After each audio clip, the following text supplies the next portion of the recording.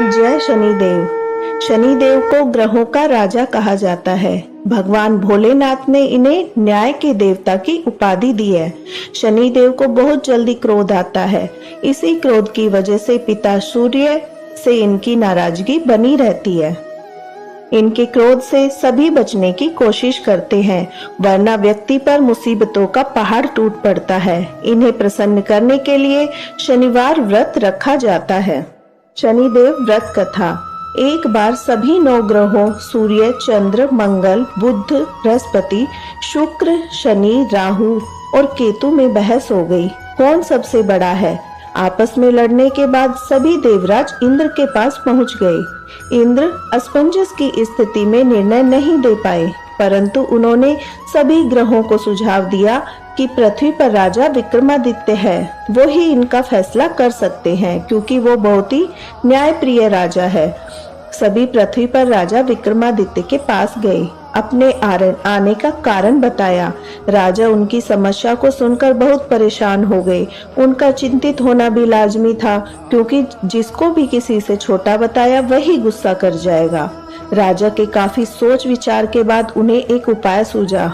उन्होंने स्वर्ण, रजत, कांच, पीतल, सीसा, रांगा, जस्ता, अभ्रक और लोह से 9 सिंहासन का निर्माण कराया। उन्हें उपयुक्त क्रम में रख दिया। सबसे निवेदन किया कि क्रमानुसार सिंहासन पर आसन ग्रहण करे।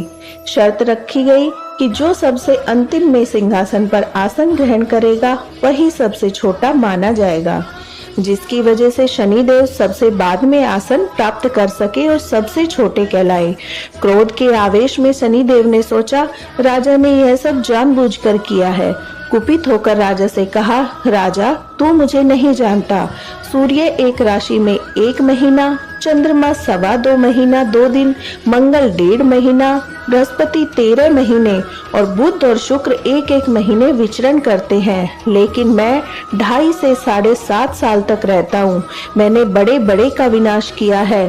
श्री राम की 7.5 आने पर उन्हें जंगल जंगल भटकना पड़ा और रावण की आने पर लंका को बंदरों की सेना से परास्त होना पड़ा। क्रोधित शनिदेव ने राजा से कहा, अब आपको सावधान रहने की जरूरत है। इतना कहकर शनिदेव कुपित अवस्था में वहां से चले गए। समय गुजरता गया। काल चक्र का पहिया घूमते हुए राजा की 7.5 आ ही गई। तब शनिदेव घोड़ों का सौदागर बनकर राजा के राज्य में गए। उनके साथ अच्छी नस्ल के बहुत सारे घोड़े थे। जब राजा को सौदागर के घोड़ों का पता चला तो अश्वपाल को अच्छे घोड़े खरीदने के लिए भेजा। अश्वपाल ने कई अच्छे घोड़े खरीदे। इसके अलावा सौदागर ने उपहार स्वरूप एक उस सर्वोत्तम नस्ल के घोड़े की सवारी हेतु राजा को दे दिया। राजा विक्रमादित्य जैसे ही उस घोड़े पर बैठे वह सरपट वन की ओर भागने लगा। जंगल के अंदर पहुंचकर वह गायब हो गया। भूख प्यास की स्थिति में राजा जंगल में भटकते रहे। अचानक उन्हें एक ग्वाला दिखाई दिया, जिसने राजा की प्यास बुझाई। राजा ने प्रसन्नता में उसे अपनी अंगूठी देकर नगर की तरफ चले गए। वहां एक सेठ की दुकान पर पहुंचकर उन्होंने जल पिया और अपना नाम वीका बताया। भाग्यवश उस दिन सेठ की खूब आमदनी हुई। सेठ खुश होकर उन्हें अपने साथ घर ले गया। सेठ के घर में खूंटी पर एक हार टंगा था, जिसको खूंटी निगल रही थी।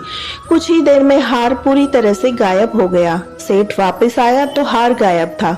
उसे लगा कि वीका ने ही उसे चुराया है। सेठ ने वीका को कोतवाल से पकड़वा दिया और दंड स्वरूप राजा उसे चोर समझकर हाथ पैर कटवा दिए।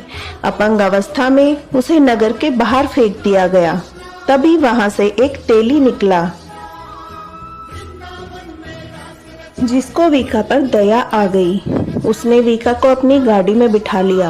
वीका अपनी जीभ से बैलों को हाँकने लगा। कुछ समय पश्चात राजा की शनि दशा समाप्त हो गई। वर्षा काल आने पर वीका मल्हार गाने लगा। एक नगर की राजकुमारी मनभावनी ने मल्हार सुनकर मन ही मन प्रण किया कि जो भी यह राग गा रहा है वो उसी से विवाह करेगी।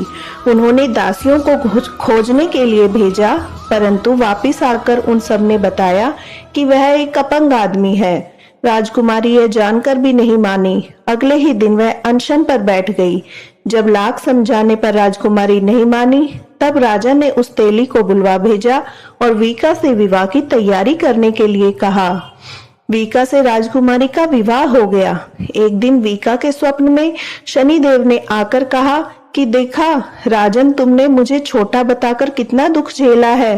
राजा ने क्षमा मांगते हुए हाथ जोड़कर कहा, हे शनिदेव, जैसा दुख मुझे दिया है किसी और को ऐसा दुख मत देना। शनिदेव इस विनती को मान गए और कहा कि मेरे व्रत और कथा से तुम्हारे सारे कष्ट दूर हो जाएंगे। जो भी नित्य मेरा ध्यान करेगा, चींटियों को आटा डालेगा, उनकी मनोकामना पूर्ण हो जाएगी। शनिदेव ने राजा को हाथ पैर भी वापस दिए। दूसरे दिन जब सुबह राजकुमारी की आंखें खुली तो वह आश्चर्यचकित हो गई। वीका ने मनभावनी को बताया वह राजा उज्जैन का राजा विक्रमादित्य है। मनभावनी खुशी से फूले नहीं समा रही थी। राजा और नगरवासी अत्यंत प्रसन्न हुए। सेठ ने जब यह सुना तो वह पैरों पर गिरकर क्षमा मांगने लगा। राजा ने कहा, यह सब शनि के कोप का प्रभाव था, इसमें किसी का कोई दोष नहीं है। सेठ ने निवेदन करते हुए कहा कि मुझे शांति तभी मिलेगी जब आप मेरे घर चलकर भोजन करेंगे। सेठ ने कई प्रकार के व्यंजनों से राजा का सत्कार किया। तब राजा भोजन कर रहे थे, तभी जो खूंटी हार निगल गई थी वही उसे अब उगल रही थी।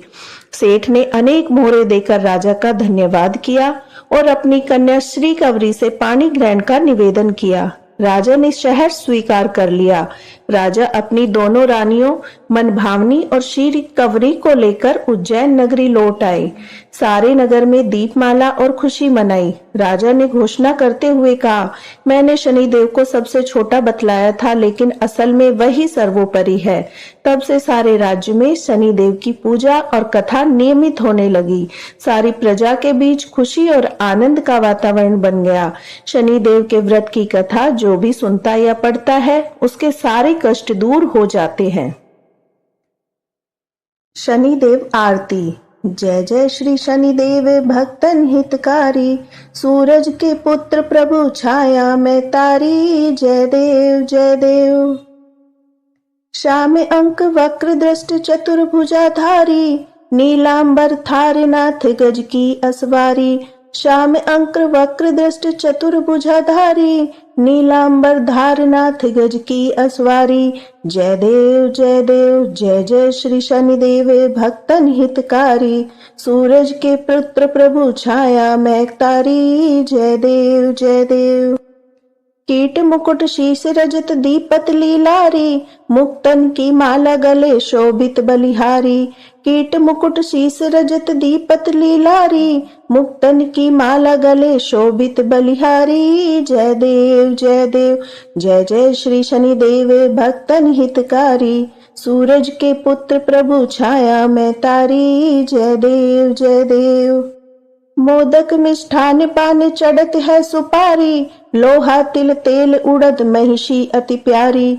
मोदक मिष्ठान पान चढ़त है सुपारी, लोहा तिल तेल उड़द महिषी अति प्यारी। जय देव जय देव।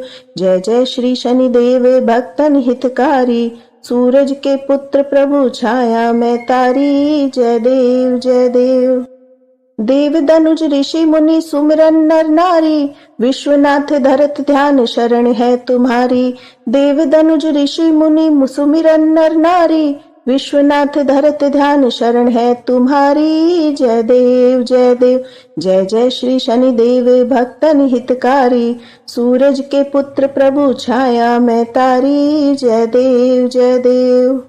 बोलिए शनिदेव महाराज की जय। हनुमान जी की जय।